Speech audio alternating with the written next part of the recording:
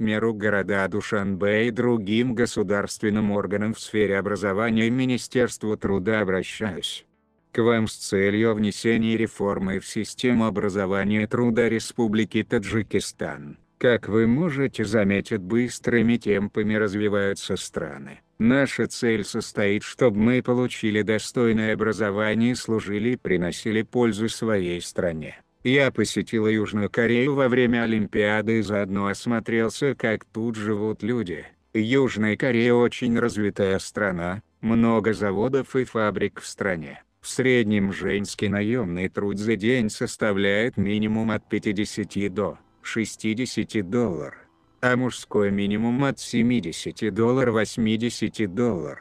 Тут много приезжих из разных стран, в том числе из Таджикистана, которые приехали на заработки. В каждом городе или деревне есть мини так называемый Мардикар-базар. Каждое утро там собирается народ. Утром их забирают на работу и вечером обратно привозят. Есть также ночная смена. С утра и вечером также люди стоят очередями на холоде и теряют свое здоровье.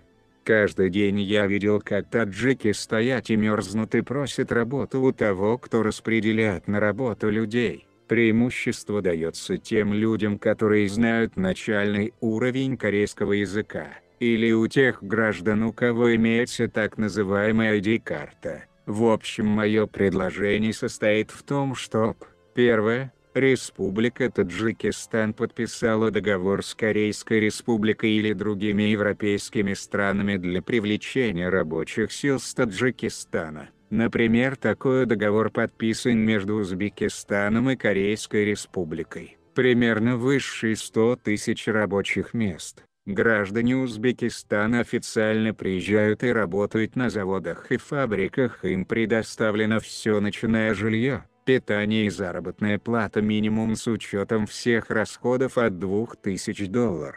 Таджикистан может же такой договор подписать? Второй момент. Ввести обязательный курс иностранных языков, начиная с 1 или 2 класса. Иностранных языков тех государств, которые развитие в экономическом плане, например, английский, японский, корейский, немецкий, китайский, в то время как рабочий получает за целый день работы в России 15 долларов, максимум 20 долларов. Если мы ведем эту реформу в образование, за 10-11 лет учебы можно уже получить первых переводчиков на начальном уровне, их зарплата будет составлять минимум за 1 час перевода 10, 15, 20 долларов. В итоге получается, рабочий за целый день теряет свое время и здоровье, получает 20 долларов, а переводчик получит минимум 100 долларов и при этом будет ходить в чистой одежде и будет жить при хороших условиях.